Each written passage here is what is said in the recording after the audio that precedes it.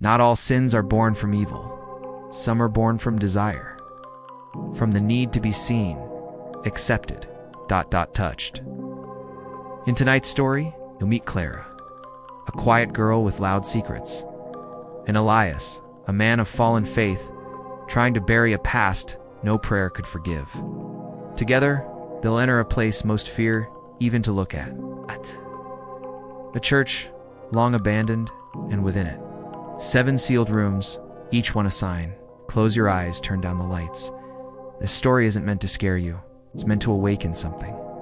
This episode was inspired by a church that actually exists in New York State.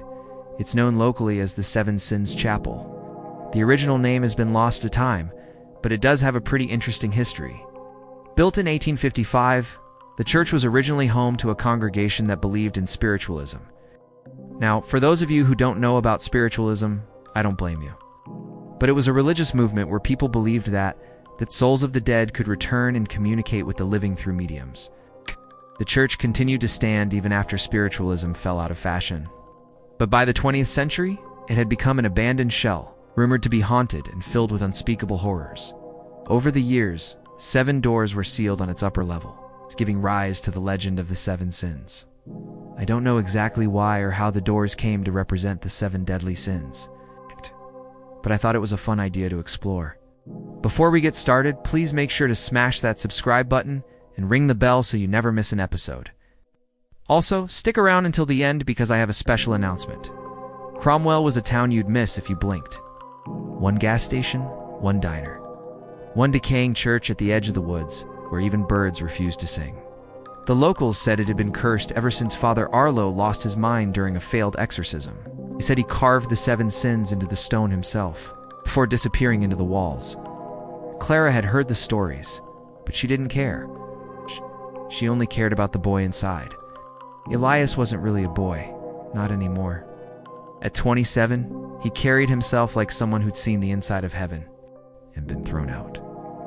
He used to be a seminarian, devoted, brilliant, and then one day he just walked away from the altar.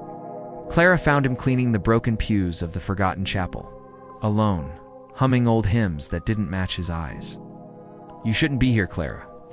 "Maybe I came to confess," she replied, her voice trembling from something she hadn't named yet. That night it rained, the kind of rain that makes you question your sins. Clara wandered deeper into the church and noticed something she hadn't seen before. A door behind the altar cracked open. Behind it, 7 rooms, 7 plaques. 7 sins: lust, envy, wrath, gluttony, greed, sloth, pride. "They're trials," Elias said, suddenly behind her. "You've seen them?" "I've been inside each one." "Once? Long ago?" Clara didn't ask what happened. She just reached for the first doorknob. The room was drenched in red light. The walls breathed. She saw herself, wrapped in Elias's arms, bodies colliding, a crucifix above them inverted and burning.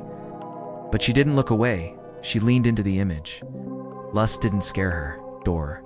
It reminded her of what she'd always been told to suppress.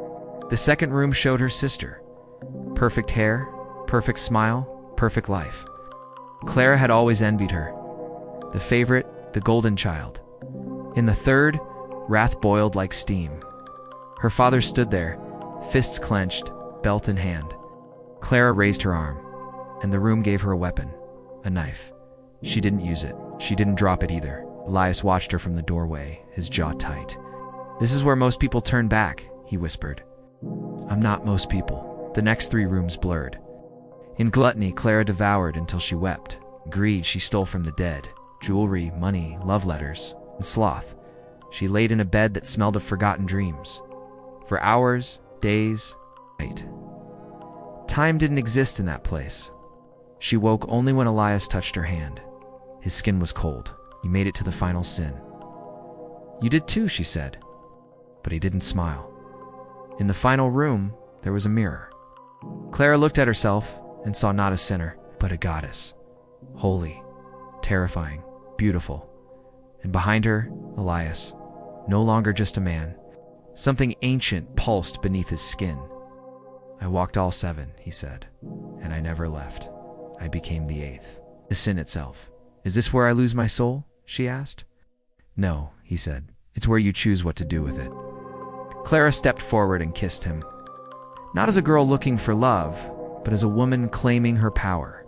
Outside, the town continued sleeping, never noticing that inside the crumbling chapel, a new altar had been built. Not of wood, not of faith, but of flesh, guilt, and holy desire. Thank you guys so much for watching. What did you think? Leave me a comment down below with your thoughts, any triggers, and which sin tempted you the most. I can't wait to read your thoughts. If you enjoyed this story, please consider leaving a like and sharing it with a friend. And if you want more stories like these, haunting tales with a psychological twist, make sure to subscribe so you never miss an episode. Till then, happy haunting.